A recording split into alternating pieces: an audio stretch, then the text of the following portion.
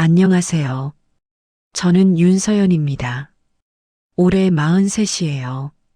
인천에서 작은 인쇄소의 격리로 일하고 있습니다. 제가 오늘 들려드릴 이야기는 누군가를 미워하기 위한 게 아니에요. 그저 오래 참고 살았던 한 사람의 하루를 기록한 이야기죠. 그리고 그날 제가 깨달은 충격적인 진실에 대한 이야기입니다. 그날도 새벽은 늘 그렇듯 저부터 깨웠습니다. 새벽 3시 45분. 아직 어둠이 완전히 가시지 않은 시간이었어요. 휴대폰 알람이 울리기도 전에 눈이 떠졌죠. 몸은 무거웠습니다. 관절은 쑤셨어요. 목 안쪽에서는 이미 오래전부터 시작된 열기가 느껴졌죠. 이마에 손을 대보니 뜨거웠습니다. 분명히 열이 있었어요. 하지만 체온계를 꺼낼 생각은 하지 않았습니다. 정확히 알고 싶지 않았거든요. 알면 더 힘들 것 같았어요. 하지만 그날은 쉴 수 없는 날이었습니다. 시댁에서 주관하는 창립기념 제례 행사가 있는 날이었거든요. 제사는 아니었어요. 돌아가신 시아버지의 회사 창립일을 기리는 행사였죠. 해마다 이맘때면 집안 어른들이 모여 식사를 하는 날이었습니다. 처음에는 외식으로 했어요. 결혼 초 3년간은 레스토랑을 예약했었죠. 그런데 4년 차부터 달라졌습니다. 시어머니께서 말씀하셨어요. 외식은 정성이 없어 보여. 올해는 집에서 해볼까? 그때부터였습니다. 행사 준비는 자연스럽게 제 몫이 됐어요. 누가 정한 것도 아니었습니다. 부탁한 사람도 없었죠. 하지만 어느 순간부터 당연하게 제 역할이 되어 있었어요. 처음에는 시댁 식구들이 함께 준비했습니다. 하지만 해가 갈수록 사람은 줄었어요. 큰 동서는 바쁘다고 했고 둘째 동서는 아이가 어리다고 했죠. 그러다 작년부터는 아예 저 혼자 준비하게 됐습니다. 저는 조용히 자리에서 일어났습니다. 침대 옆 작은 탁자 위에 안경을 찾아 썼어요. 시력이 예전 같지 않았거든요.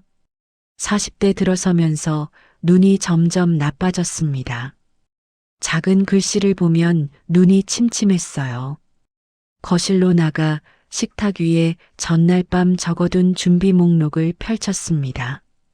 국, 찜, 전, 나물, 후식까지 16가지 음식 이름이 빼곡했어요. 제 필체는 점점 작아지고 있었습니다. 종이에 글씨를 쓸수록 공간이 모자랄까봐 자꾸 작게 쓰게 되더라고요. 마치 제 존재처럼 말이죠. 목록을 보며 한숨이 나왔습니다.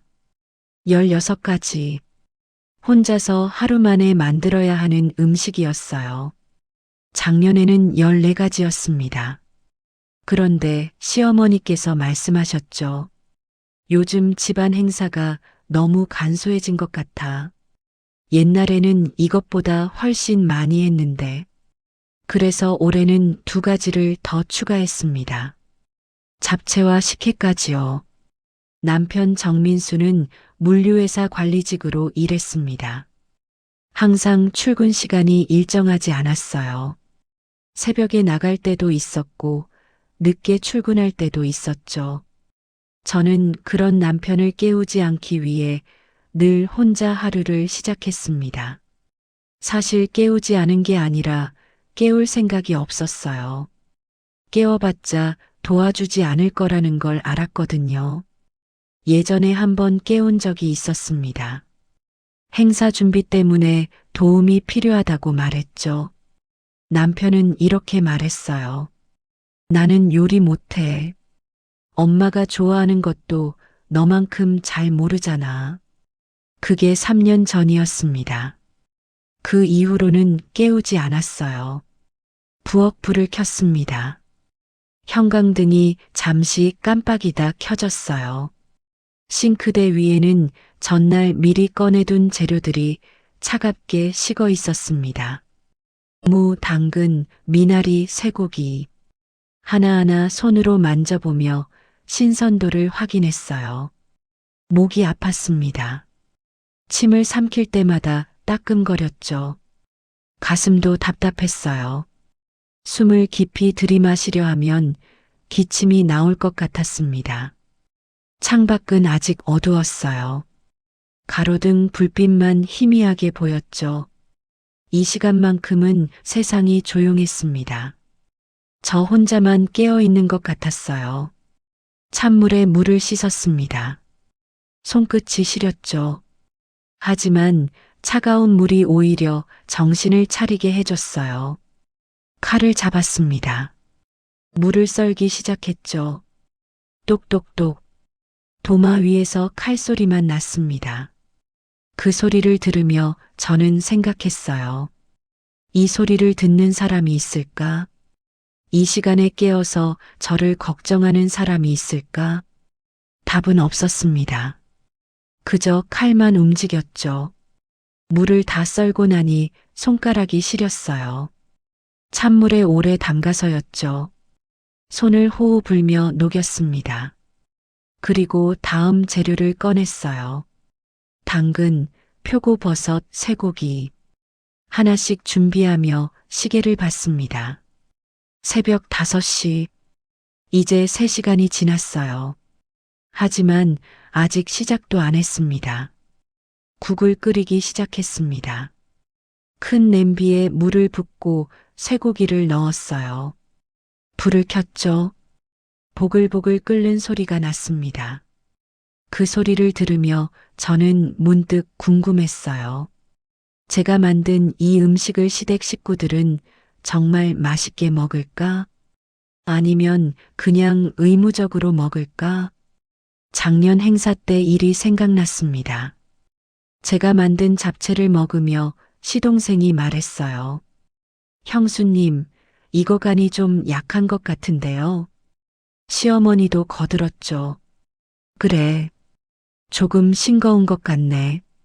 그때 저는 아무 말도 하지 못했습니다. 그저 죄송하다고만 했어요. 하지만 나중에 확인해 보니 간은 정확했습니다. 오히려 조금 센 편이었죠. 그래도 제가 틀렸다고 인정했습니다. 왜냐하면 그게 편했거든요. 맞다고 우기면 더 복잡해질 것 같았어요. 새벽 6시가 됐습니다. 밖이 조금씩 밝아지기 시작했어요. 새들이 지저귀는 소리가 들렸죠. 국은 계속 끓고 있었습니다. 저는 그 옆에서 전 반죽을 만들었어요. 밀가루를 물에 풀고 계란을 넣었죠. 손이 떨렸습니다. 열 때문이었을까요? 피곤 때문이었을까요? 알 수 없었어요. 그냥 계속 저어야 했습니다. 새벽 7시가 되자 남편이 일어났습니다. 침실에서 나오는 발소리가 들렸어요. 화장실에 들어가는 소리, 물 내리는 소리, 세면대에서 세수하는 소리. 남편은 부엌으로 왔습니다. 저를 봤죠. 벌써 일어났어. 오늘 행사지. 응. 힘들겠네. 괜찮아. 남편은 냉장고에서 우유를 꺼내 마셨어요. 그리고 다시 방으로 들어갔습니다. 옷을 갈아입는 소리가 들렸죠. 10분 뒤 남편이 나왔습니다. 출근 준비를 마친 모습이었어요. 나 먼저 갈게. 저녁 때 봐. 응, 조심해서 가. 현관문이 닫혔습니다. 다시 조용해졌어요. 저는 계속 요리를 했습니다. 손은 움직였지만 머리는 멍했어요. 열 때문이었는지 피곤 때문이었는지 알 수 없었습니다. 그날의 시작도 늘 그랬듯 조용했고 혼자였습니다. 아무도 제 몸 상태를 묻지 않았어요. 아니, 묻지 않은 게 아니라 신경 쓰지 않았던 거죠. 하지만 저는 그때 몰랐습니다. 그날 오후에 제게 일어날 일을, 그리고 그 일이 제 인생을 어떻게 바꿀지를요. 아침 9시 저는 시장으로 향했습니다. 장바구니를 들고 버스에 올랐어요. 평소보다 몸이 더 무겁게 느껴졌죠. 버스 손잡이를 잡는 것도 힘들었습니다. 옆자리에 할머니 한 분이 앉아 계셨어요. 저를 보시더니 말씀하셨죠. 얼굴이 안 좋아 보이는데 괜찮으세요? 네, 괜찮습니다. 괜찮다는 말이 자동으로 나왔습니다. 입버릇처럼요. 시장은 늘 분주했습니다. 아주머니들의 목소리가 여기저기서 들렸어요. 생선 굽는 냄새, 김치 냄새, 과일 냄새가 뒤섞였죠. 그날따라 그 냄새들이 머리를 아프게 했습니다. 열이 있다는 걸 알았어요. 하지만 병원에 갈 생각은 하지 않았습니다. 시간도 없었고 여유도 없었거든요. 무엇보다 병원에 가면 쉬라고 할 게 뻔했어요. 그런데 오늘은 쉴 수 없는 날이었습니다. 채소 가게 앞에 섰습니다. 주인 아주머니가 저를 알아봤어요. 단골이었거든요. 어머, 서연 씨. 오늘 장 많이 보네. 또 시댁 행사야. 네, 그렇습니다. 아이고, 고생이네. 얼굴이 안 좋아 보이는데 괜찮아. 어디 아파? 괜찮습니다. 조금 피곤해서요. 아주머니는 고개를 저으셨어요. 피곤한 게 아니라 아파 보이는데. 병원은 갔어. 괜찮아요. 행사 끝나고 가볼게요. 아주머니는 더 이상 묻지 않으셨습니다. 제가 채소를 고르는 동안 옆에서 지켜보셨어요. 그러다 말씀하셨죠. 서연 씨, 너무 무리하지 마. 몸이 제일 중요한 거야. 그 말이 왜 그렇게 가슴에 와닿았는지 모르겠어요. 눈물이 날 것 같았습니다. 하지만 참았죠. 네, 고맙습니다.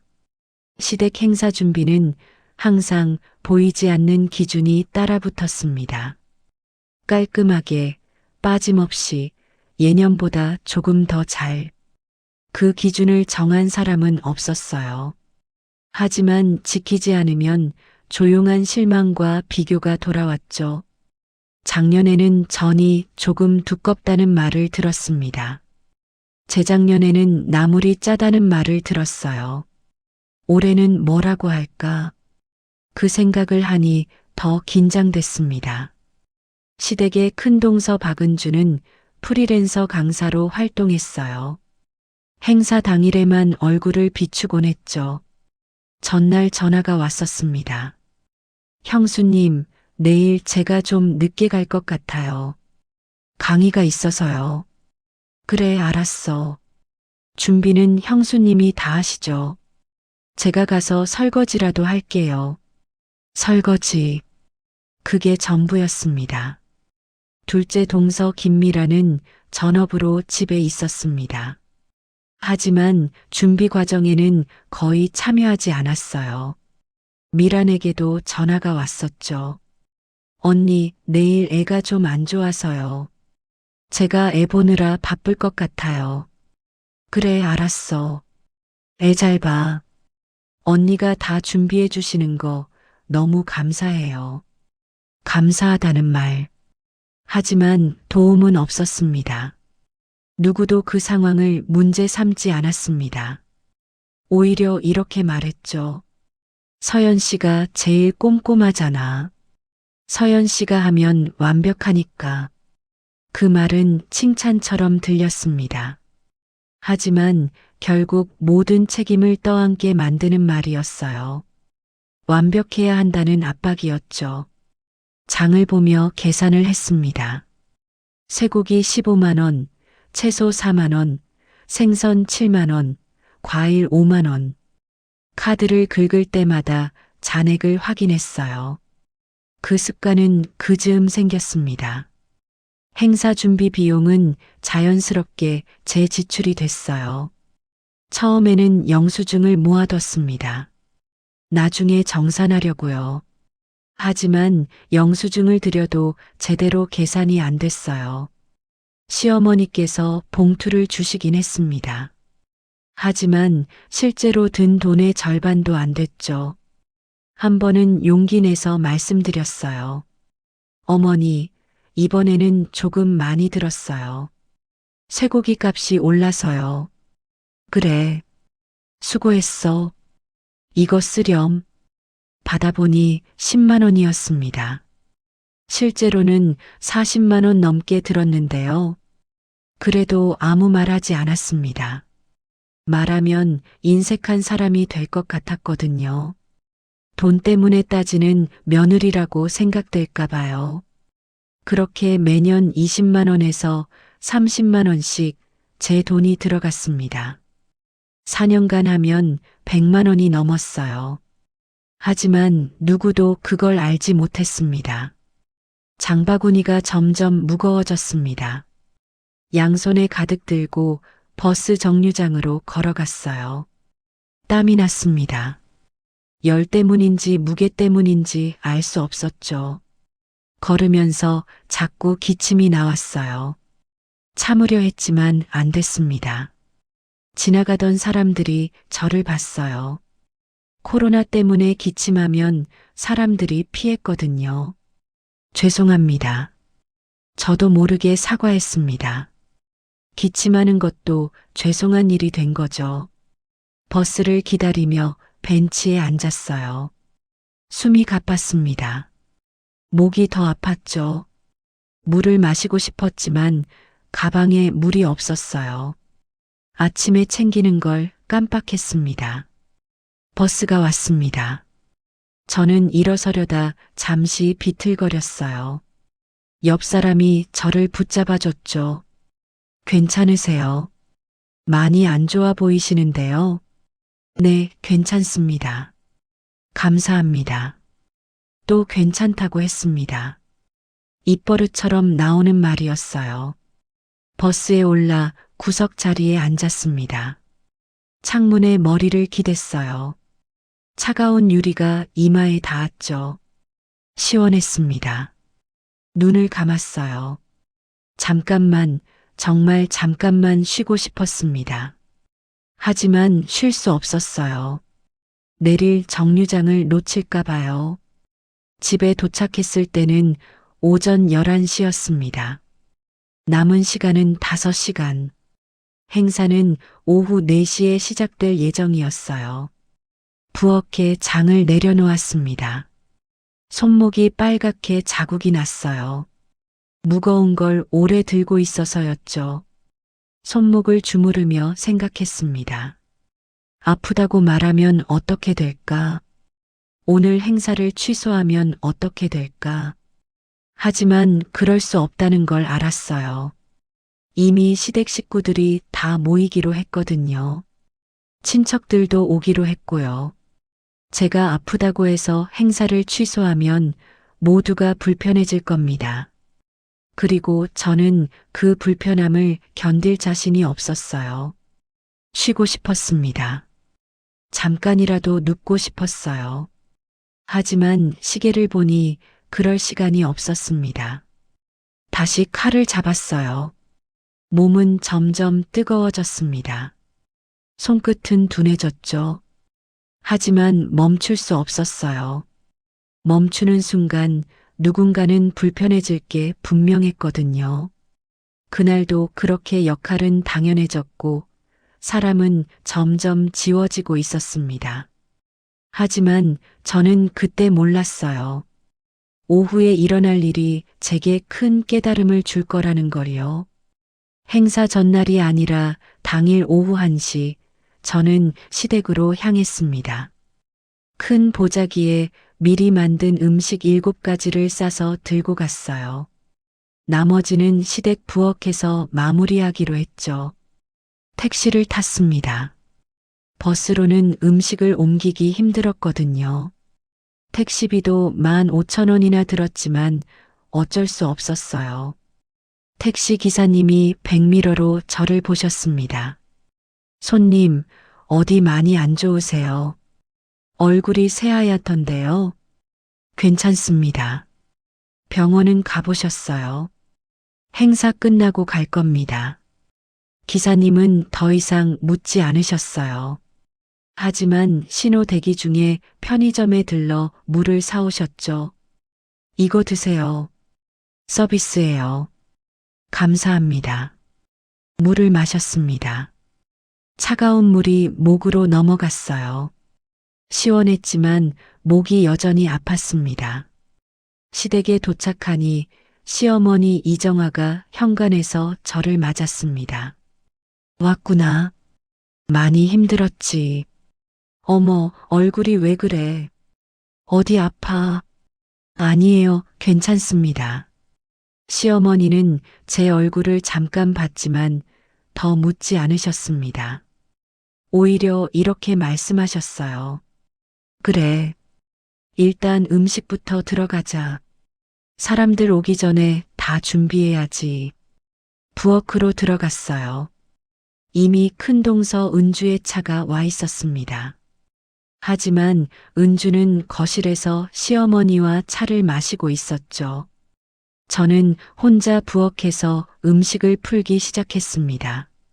냉장고에 넣을 것, 냄비에 옮길 것, 다시 데울 것을 나눴어요. 땀이 났습니다. 부엌이 더웠거든요. 곧 둘째 동서 미란도 왔습니다. 미란은 부엌 문을 열고 저를 봤어요. 언니, 혼자 하고 있어. 내가 도와줄게. 괜찮아. 거의 다 했어. 그래. 그럼 나 거실가 있을게. 필요하면 불러. 미라는 잠깐 서 있다가 거실로 갔습니다. 도와주겠다는 말은 한 번이면 충분했던 거죠. 저도 그걸 알았어요. 그래서 괜찮다고 한 겁니다.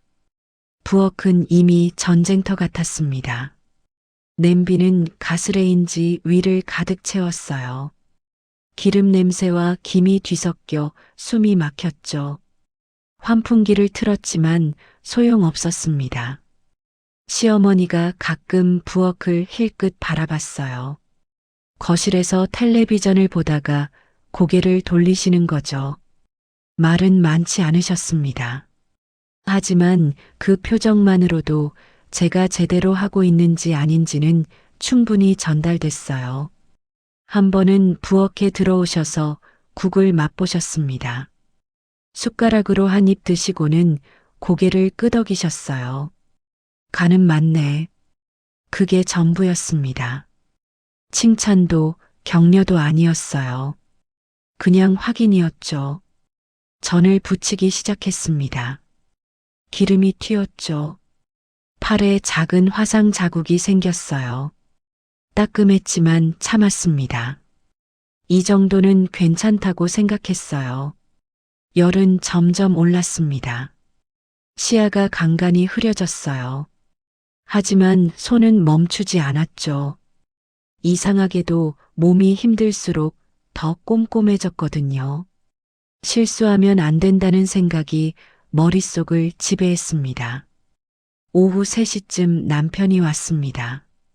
정민수는 부엌을 들여다봤어요. 많이 했네. 얼굴이 되게 빨간데 괜찮아. 응, 더워서 그래.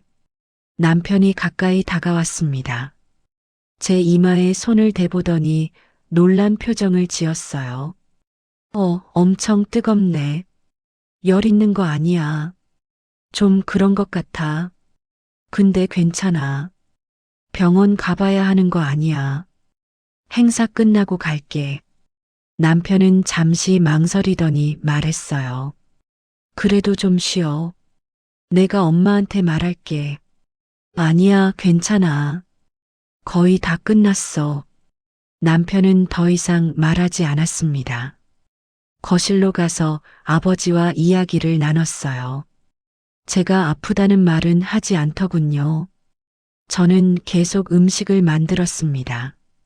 나물을 무치고 국을 끓이고 찜을 쪘죠. 시간은 빠르게 갔어요. 하지만 몸은 점점 느려졌습니다. 3시 30분쯤 친척들이 도착하기 시작했습니다. 시아주버니, 시아주버니 댁, 조카들까지. 거실이 시끌벅적해졌어요. 시어머니가 부엌에 들어오셨습니다. 서연아, 사람들 왔다. 곧 상 차려야 하는데 준비 다 됐어. 네, 거의 다 됐습니다. 국만 좀 더 끓이면 돼요. 그래. 국간은 맞춰봤어. 네, 맞춰봤습니다. 시어머니가 국을 또 맛보셨어요. 한 숟가락 드시고는 표정이 미묘하게 바뀌었습니다. 작년보다는 나은 것 같네. 작년보다는 낫다. 그 말은 작년엔 별로였다는 뜻이었죠. 저는 고개를 숙이며 대답했어요. 감사합니다, 어머니. 그래, 수고했어. 이제 상 차리자. 큰 동서 은주와 둘째 동서 미란이 부엌에 들어왔습니다. 상을 차릴 시간이었거든요. 어머, 언니 정말 다 준비하셨네요. 대단하세요. 은주가 말했어요. 하지만 손은 움직이지 않았습니다. 그저 보기만 했죠. 언니, 제가 뭐 도와드릴까요? 미란이 물었어요. 하지만 뭘 도와줄지는 모르는 것 같았습니다. 그릇 좀 날라줘. 거실상에 올려야 해. 네, 알겠습니다. 세 사람이 그릇을 들고 거실로 나갔습니다. 하지만 대부분은 제가 날랐어요. 무거운 냄비, 큰 접시들을요. 상을 다 차리는데 30분이 걸렸습니다. 그 시간 동안 저는 쉬지 않고 움직였어요. 땀이 등을 타고 흘러내렸습니다. 4시가 되자 식사가 시작됐습니다. 시아버지의 사진 앞에 절을 올리고 다 같이 식탁에 앉았어요. 저는 부엌과 거실을 오가며 부족한 반찬을 채웠습니다. 앉아서 먹을 시간이 없었죠. 누군가는 계속 움직여야 했거든요. 서연아, 이거 좀 더 가져와. 서연 씨, 국 그릇 좀 더 주세요. 형수님, 물 좀 부탁해요. 계속 불렀습니다. 저는 대답하며 움직였어요. 하지만 점점 힘들어졌습니다. 어지러웠어요. 바닥이 흔들리는 것 같았죠. 벽을 짚으며 버텼습니다. 그때 시어머니가 말씀하셨어요. 서연아, 너도 앉아서 좀 먹어. 괜찮습니다, 어머니. 다 드시고 나서 먹을게요. 그래. 고생이 많네. 고생이 많다는 말. 하지만 앉으라는 말은 아니었어요. 그냥 계속하라는 뜻이었죠. 그날 부엌에는 많은 사람이 있었습니다. 거실에도 가족들이 모여 있었어요. 하지만 정작 제 상태를 정확히 아는 사람은 아무도 없었습니다. 아니, 알았을지도 모릅니다. 하지만 신경 쓰지 않았던 거죠. 왜냐하면 제가 계속 괜찮다고 말했으니까요. 오후 4시 30분 식사는 계속되고 있었습니다. 하지만 제게는 마지막 남은 일이 있었어요. 큰 냄비에 끓이고 있던 소고기국을 마무리하는 것이었죠. 부엌으로 돌아왔습니다. 냄비 뚜껑을 열자 김이 확 올라왔어요. 뜨거운 증기가 얼굴을 때렸습니다. 부엌 안은 더웠어요. 숨을 들이마실 때마다 가슴 안쪽이 타는 느낌이 들었죠. 열은 계속 올랐습니다. 이마에서 땀이 흘러내렸어요. 국을 확인하려 몸을 기울였습니다. 국자로 국물을 떠서 간을 보려 했어요. 그런데 그 순간이었습니다. 시야가 급격히 흔들렸어요. 마치 세상이 기울어지는 것 같았습니다. 바닥이 위로 올라오는 느낌이 들었죠. 손에서 힘이 빠졌습니다. 국자가 떨어졌어요. 그리고 제 몸이 앞으로 쏠렸습니다. 냄비 손잡이를 잡으려 했지만 이미 늦었어요. 냄비는 그대로 넘어졌습니다. 끓는 국물이 팔과 옆구리를 덮쳤어요. 아! 비명이 나왔습니다. 순간적인 통증 뒤에 현실감 없는 열기가 남았어요. 아팠지만 정확히 어디가 아픈지 알 수 없었습니다. 바닥에 주저앉았습니다. 정신이 아득했어요. 무엇이 먼저였는지 기억나지 않습니다. 다만 한 가지는 분명히 기억나요. 누군가의 시선이 저보다 냄비에 먼저 닿았다는 사실을요. 어머, 국이. 시어머니의 목소리였습니다. 부엌 문이 열리며 시어머니가 들어오셨어요. 그리고 가장 먼저 본 건 저의 상태가 아니라 쏟아진 국이었죠. 거실에서 사람들이 달려왔습니다. 남편 정민수가 저를 일으켰어요. 괜찮아. 어디 되었어? 어디야? 팔이요. 옆구리도요. 목소리가 떨렸습니다. 팔의 피부가 빨갛게 변하고 있었어요. 물집이 생기기 시작했죠. 큰동서 은주가 찬물을 가져왔습니다. 급하게 수돗물을 틀어 제 팔에 부었어요. 언니 괜찮아요. 병원 가야 할 것 같은데요. 둘째 동서 미라는 수건을 들고 왔습니다. 바닥에 쏟아진 국물을 닦기 시작했어요. 시어머니는 냄비를 보고 계셨습니다. 그리고 말씀하셨죠. 국을 다시 끓여야 하는데 사람들이 아직 다 안 먹었어. 그 말이 제 귀에 들어왔습니다. 제가 다친 것보다 국이 쏟아진 게 더 큰 문제였던 거죠. 가슴이 무너지는 것 같았어요. 아픈 건 팔만이 아니었습니다. 마음도 아팠어요. 시아주버니가 말했습니다. 형수님 괜찮으세요? 빨리 병원 가보세요. 시아주버니 댁도 걱정하는 표정으로 저를 봤어요. 어머, 화상이 심한데요. 빨리 가봐야겠어요. 하지만 시어머니는 여전히 국을 보고 계셨습니다.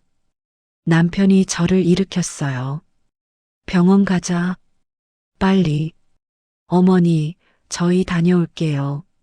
시어머니가 그제야 저를 봤습니다. 그래, 다녀와. 조심해서 가고. 국은 내가 어떻게든 해볼게. 국을 어떻게든 한다. 그게 마지막 말이었어요. 차에 타며 뒤를 돌아봤습니다. 시댁 식구들이 현관에 서 있었어요. 걱정하는 표정들이었죠. 하지만 아무도 따라오지 않았습니다. 행사가 아직 끝나지 않았으니까요. 차 안에서 남편이 말했습니다. 왜 아프다고 말 안 했어? 오늘 아침부터 이상했잖아. 말해도 소용없잖아요. 무슨 소리야? 말했으면 내가 도와줬지. 도와줬어요. 언제요? 남편은 할 말을 잃었어요. 사실이었으니까요. 행사는 해야 하니까요. 제가 안 하면 누가 해요? 엄마가 하시면 되지. 저는 웃었습니다. 쓴웃음이었어요. 어머니가 언제 한 번이라도 하셨나요? 매년 저만 했잖아요. 그건 내가 잘하니까. 잘해서가 아니에요. 다른 사람이 안 하니까 제가 할 수밖에 없었던 거예요. 남편은 아무 말도 하지 못했습니다. 병원에 도착했어요. 응급실로 갔습니다. 의사 선생님이 팔을 보더니 심각한 표정을 지었어요. 2등도 화상입니다. 넓게 되셨네요. 붕대 감아드릴게요. 치료가 시작됐습니다. 소독약을 바르는데 아팠어요. 하지만 참았죠. 그런데 환자분, 열도 많이 있으시네요. 감기인가 독감일 수 있어요. 검사해 볼게요. 체온을 재니 38도 7이었습니다. 언제부터 열이 있으셨어요? 어제부터요. 병원은 안 오셨어요. 시간이 없었어요. 의사 선생님이 고개를 저으셨어요. 무리하셨나 봐요. 한동안 쉬셔야겠어요. 몸 상태가 안 좋으세요. 쉬라는 말, 오랜만에 들어보는 말이었습니다. 검사 결과 독감이었어요. 전염성이 있으니 격리해야 한다고 했죠. 입원하셔야 할 것 같아요. 화상 치료도 해야 하고 독감 치료도 필요하니까요. 입원. 그 말을 듣는 순간 저는 알았습니다. 이제 저는 쉴 수 있구나. 명분이 생겼구나. 눈물이 났어요. 아파서가 아니었습니다. 쉴 수 있다는 안도감 때문이었죠. 저는 그 순간 깨달았습니다. 이 공간에서 제가 담당한 것은 사람이 아니라 음식이었다는 것을요. 제 건강보다 행사가 중요했고 제 고통보다 국이 더 중요했던 거죠. 병실의 천장은 집 부엌의 형광등보다 훨씬 차분했습니다. 팔에는 붕대가 감겨 있었어요. 링거를 맞고 있었죠. 의사 선생님은 한동안 무리한 상태였다고 말씀하셨습니다. 몸이 보내는 신호를 무시하시면 안 돼요. 열이 나면 쉬셔야죠. 그제야 몸이 아팠다는 사실이 공식적으로 인정받는 기분이 들었습니다. 병실은 조용했어요.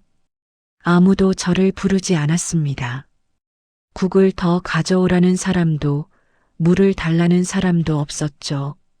처음으로 혼자만의 시간이 생겼습니다. 아무것도 하지 않아도 되는 시간이요. 창밖을 봤어요. 해가 지고 있었습니다.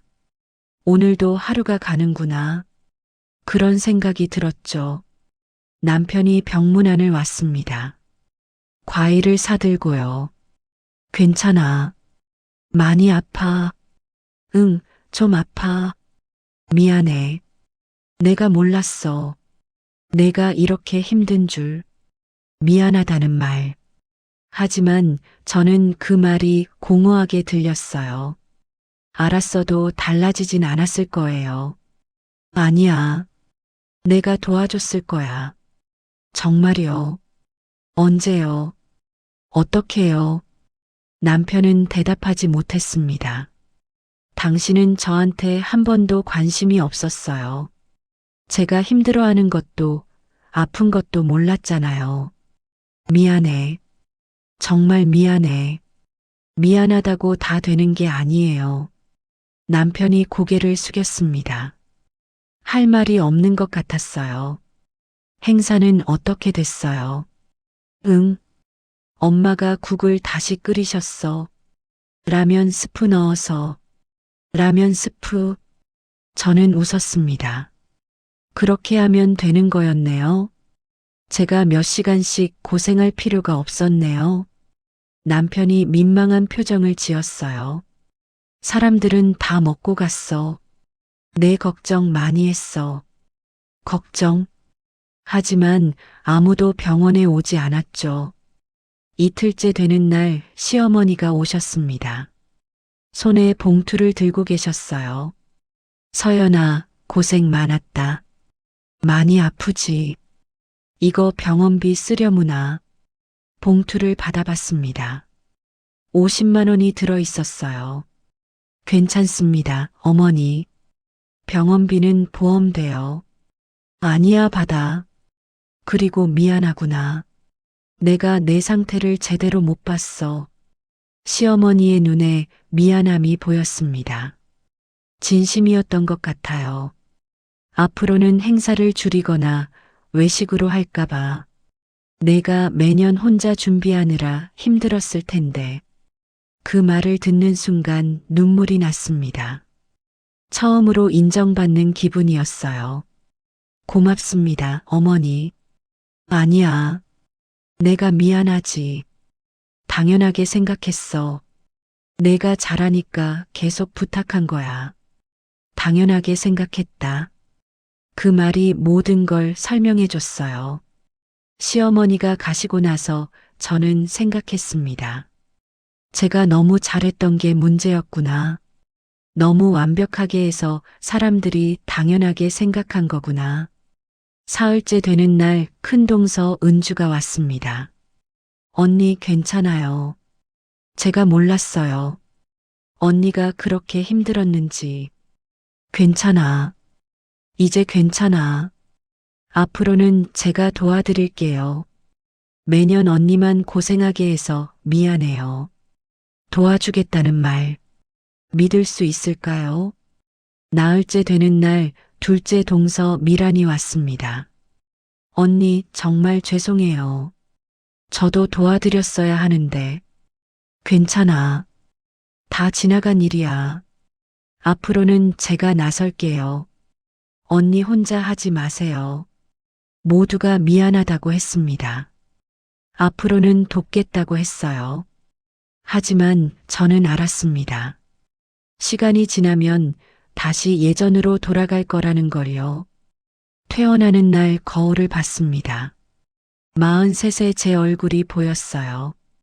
피곤해 보였죠. 눈가에 주름이 깊었습니다. 저는 거울 속 저에게 물었습니다. 당신은 괜찮냐고, 정말 괜찮냐고. 이번에는 대답이 나왔어요. 아니요. 괜찮지 않아요. 집으로 돌아온 뒤 며칠간 쉬었습니다. 회사에 병가를 냈어요. 그 시간 동안 저는 많은 생각을 했습니다. 나는 언제부터 이렇게 괜찮은 사람이 됐을까? 아프다고 말하지 않아도 되는 사람, 힘들다고 말하지 않아도 되는 사람, 늘 대신해도 되는 사람. 그렇게 살다 보니 정말로 사람들은 제가 괜찮은 줄 알았던 거예요.